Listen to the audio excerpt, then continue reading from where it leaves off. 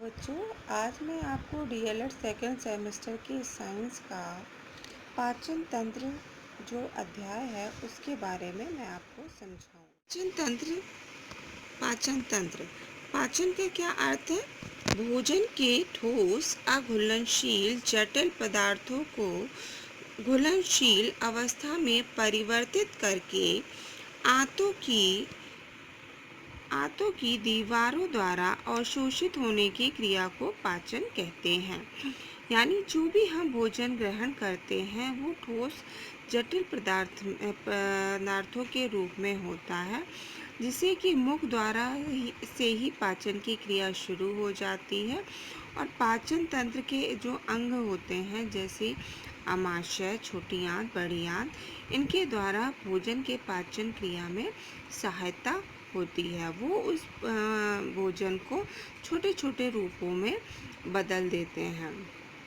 भोजन के पाचन में 3 क्रियाएं होती है। पहला पाचन, अवशोषण और विसर्जन। पाचन जो होता है, जो भी भोजन ग्रहण करते हैं वो किस प्रकार जो अंग सहायक होते हैं वो किस प्रकार उसको पचाते हैं, उसको हम पाचन कहते हैं।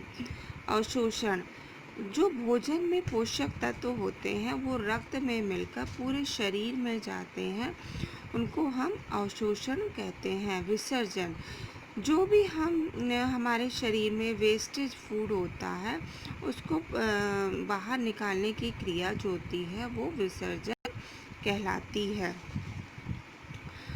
अब हम देखेंगे कि पाचन तंत्र में हमारे 2 प्रकार से पाचन तंत्र के क्रियाएं होती हैं। पहला अंगों द्वारा और दूसरा ग्रंथियों द्वारा। अंगों में पाचन तंत्र के अंगों में मुख, रासनली, आमाशय, छोटी आंत, बड़ी आंत और मलाशय आते हैं।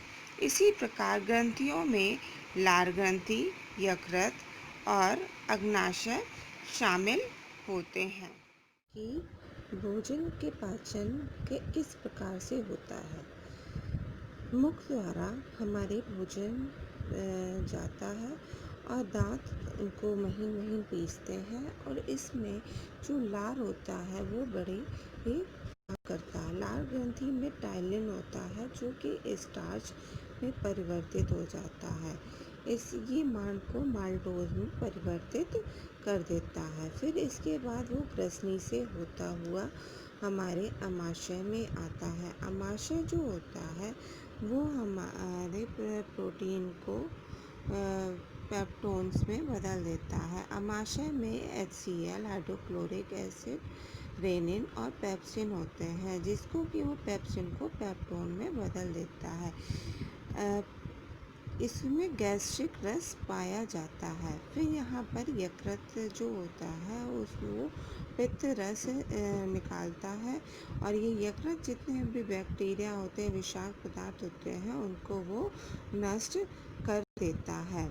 फिर यहाँ पर अग्नाशय में आता है और अग्नाशय में ट्रिप्सिन एंजाइम होता है जो कि पेप्टोन्स को अमीनो एसिड में परिवर्तित कर देता है। अग्नाशय से होते हुए हमारा भोजन छोटी आंत में आता है। छोटी आंत जो होती है हमारी सबसे बड़ी आंत होती है, सबसे बड़ी होती है।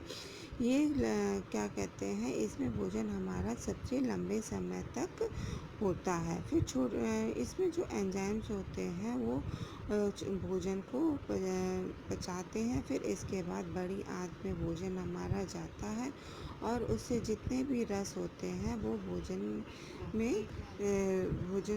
के रस जो होते हैं उसको पूरे शरीर में पहुंचाते हैं। फिर मलाशय एवं गूदे द्वारा जो भी विषाक्त पदार्थ होता है वो बाहर की ओर निकल जाता है। अगर हम देखें तो हमारी जो सबसे बड़ी ग्रंथि होती है वो यकृत ग्रंथि होती है और ये छोटी आंत हमारे पाचन तंत्र की सबसे बड़ी आंत होती बड़ी लंबी होती है। ठीक है, इस तरह से हमारा पूरा भोजन पच जाता है।